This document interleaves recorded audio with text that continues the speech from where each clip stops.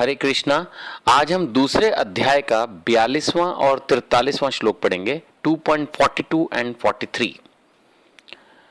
याम इमाम पुष्पितां वाचम प्रवदन्ति अविपश्यत वेदवादरता पार्थ न अन्यत अस्ति इतवादिना काम आत्मनाम स्वर्गपरा जन्म कर्म फल प्रदाम क्रिया विशेष बहुलाम भोग ऐश्वर्य गतिम प्रति। अर्थात श्री भगवान कह रहे हैं कि अल्पज्ञानी मनुष्य वेदों के उन अलंकारिक शब्दों के प्रति अत्यधिक आसक्त रहते हैं जो स्वर्ग की प्राप्ति, अच्छे जन्म, शक्ति इत्यादि के लिए विविध सकाम कर्म करने की संस्तुति करते हैं। इंद्रिय तृप्ति तथा ऐश्वर्य में जीवन की अभिलाषा के कारण वे कहते हैं कि इससे बढ़कर और कुछ नहीं है। श्रील प्रभुपाद इस श्लोक के परपट में समझा रहे हैं कि वेदों में अनेक अनेक विषय समझाए गए हैं। वेदों में हर व्यक्ति के लिए सब कुछ है। तो वेदों में ऐसे व्यक्ति के लिए जो मुक्ति नहीं चाहता बल्कि स्वर्ग में जाकर ऐश करना चाहता है, उसको चाहिए कि उसे सोमरस मिले, स्त्रियों का संग मिले, तो आपको जानकर यह हैरानी होगी कि वेदों के कर्मकांड सेक्शन में इस तरह के यज्ञों के बारे में बताया गया है। प्रभुपाद जी अपने तात्पर्य में बता रहे हैं, जैसे कि एक यज्ञ है जिसका नाम है ज्योतिष्टोम यज्ञ।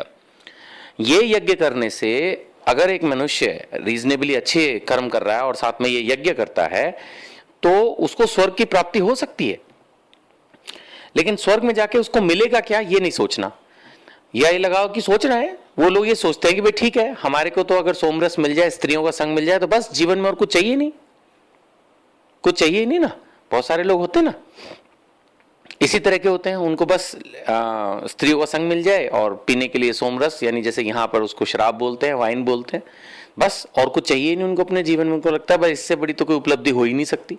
वैसे भी स्वर्ग के अंदर तो जीवन वैसे ही वैभवशाली होता है, वहां पर नेचुरली ज्यादा कमाने की और चीजों की तो चिंताएं नहीं होंगी इतनी ज्यादा। तो बहुत सारे लोग ये सोचते हैं कि बस यही अल्टीमेट है। इसीलिए एक साधारण समाज किसी भी व्यक्ति के मरने के बाद उसको लिखता है स्वर्गवासी, गोलोक धामवासी, या वैष्णव समाज के हिसाब से जैसे हम जो है सोचते हैं कि भाई हम भगवान के धाम जाएं, वो सब के बारे में तो कोई सोचता नहीं। 99% या मैं तो कहूँगा 99.99 100% मरने के बाद लोग चाहते हैं कि वो स्वर्ग में चले जाएं और स्वर्ग में जाकर उन्हें ये सब चीजें मिलें। तो यही प्रभुपाद बता रहे हैं कि इन सबसे ऊपर तो आदमी सोचता ही नहीं। उसको कहाँ भगवत गीता की नॉलेज चाहिए, कहाँ भक्तों का संग चाहिए, कहाँ वो प्योर भक्ति करना चाहता है, कहाँ वो तपस्या और दान और उन चीजों के ऊपर जाना चाहता है। या अगर वो ये सब चीजें कर भी रहा है तो उसका मुख्य उद्देश्य होता है कि चलो भाई इस जीवन में भी ऐश करें, जो हमारे पास है, खा रहे हैं, कमा रहे हैं, वो चलता रहे, और साथ में अगले जीवन में भी इससे और अच्छा स्वर्ग के अंदर हम जाकर ऐश करें, भोगे। तो जो लोग इस तरह की मानसिक प्रवृत्ति के हैं उनके लिए भी वेदों में है। और उनको लगता है देखो हम भी तो भक्ति कर रहे हैं, हम भी तो यज्ञ कर रहे हैं। अरे कर तो रहे हो, लेकिन ऑब्जेक्ट क्या है उसका? ऑब्जेक्ट तो सिर्फ ऐश करना है। भगवान की सेवा करना या मनुष्यों की सेवा करना तो ऑब्जेक्ट है ही नहीं। You are not serving the humanity, you are not serving the god, you are not serving your parents. तो ऐसी भक्ति करके बेसिकली आप तो सिर्फ अपना सो कॉल्ड परलोक सुधार रहे हो, और उसमें सुधारने में भी क्या कर रहे हो? नाश कर रहे हो अपना। स्वर्ग में जाओगे, ये सब चीजों की ऐश करोगे तो हमारी आत्मा को, हमारे जो सूक्ष्म शरीर है उसको इन चीजों की आदत पड़ जाएगी, और जब आपके जो पुण्य क्षीण हो जाएंगे तो वापस इसी धरती पे आओगे, तब और तड़पोगे। जिस आदमी को हर समय इसी में रहने की आदत पड़ जाए, इसी कार में चलने की आदत पड़ जाए, अगर उसको नॉर्मल जीवन जिताना पड़े कितना कष्ट होता है। तो वही उस आत्मा के साथ भी होगा जो एक बार स्वर्ग में जाके ऐश कर लेगी, फिर जब वापस धरती पे आएगी तो बहुत परेशान होगी।